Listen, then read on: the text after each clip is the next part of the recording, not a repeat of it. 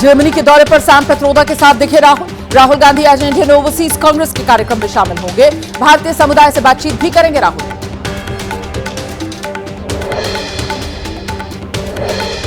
PM Modi आज Ethiopia की संसद के संयुक्त सत्र को संबोधित करेंगे। प्रवासी भारतीय समुदाय के लोगों से मिलने के बाद ओमान रवाना हो जाएंगे आज।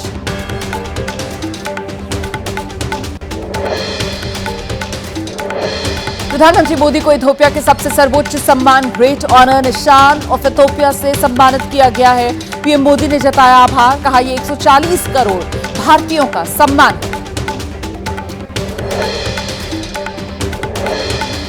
मनरेगा की जगह लाए गए जी राम जी बिल पर लोकसभा में चर्चा होगी। सरकार की बिल को आज ही पास कराने की कोशिश। मनरेगा को लेकर संसद में हंगामे के आसार हैं। कांग्रेस की देश भर में प्रदर्शन की तैयारी है। कांग्रेस ने अपने सांसदों को अगले 3 दिन के लिए व्हिप जारी की है।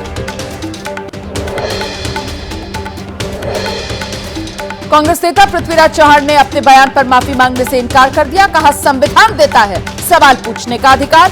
पृथ्वीराज चव्हाण ने ऑपरेशन सिंदूर को भारत की हार बताया था।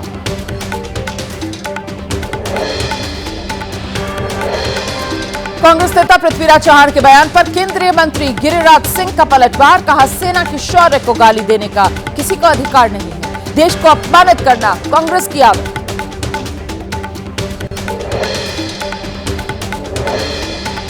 नेशनल हेराल्ड केस में गांधी परिवार को राहत के बाद मोदी सरकार पर कांग्रेस अध्यक्ष का हमला। कहा सत्य की जीत होती है। ईडी और सीबीआई का इस्तेमाल कर कांग्रेस के नेताओं को किया जा रहा है परेशान।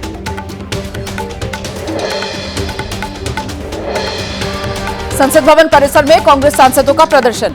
ईडी के दुरुपयोग के खिलाफ नारेबाजी की। सत्यमेव जयते के बैनर के साथ विरोध प्रदर्शन किया। नई आबकारी नीति लाने की तैयारी में जुटी है दिल्ली सरकार। पीडब्ल्यूडी मंत्री प्रवेश वर्मा की अध्यक्षता में समिति का गठन हुआ। मसौदा तैयार करने की जिम्मेदारी सौंपी गई। बिहार बीजेपी का आरजेडी नेता तेजस्वी यादव पर तंज। लापता होने के पोस्टर्स लगा दिए हैं। कैप्शन में लिखा लापता की है तलाश, पहचान 9वीं फेल।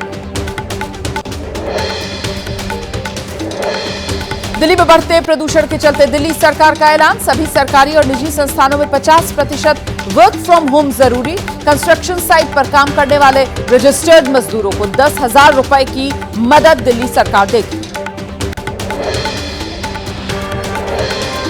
प्रदूषण पर दिल्ली सरकार के मंत्री कपिल मिश्रा का तंज। कहा हमारी गलती है कि 30 साल का प्रदूषण कुछ महीने में नहीं हटा पाए। 13 साल तक दिल्ली में निकम्मा सीएम बैठा हुआ था।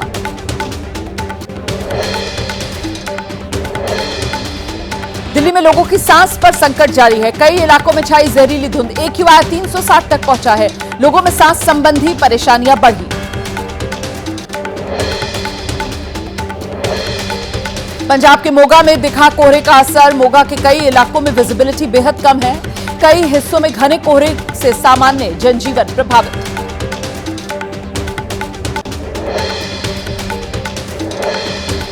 दिल्ली में प्रदूषण के मामले पर दोपहर 12 बजे सुप्रीम कोर्ट में सुनवाई होगी। कुछ अहम दिशा निर्देश जारी हो सकते हैं।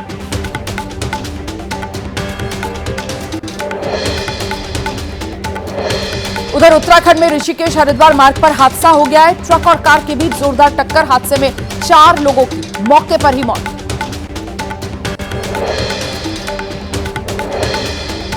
फतेहपुर में मशरूम के खेत में आग लग गई। किसान को लाखों का नुकसान हो गया। 5 बीघा फसल में प्लांट बनाकर मशरूम्स उगाए जा रहे थे।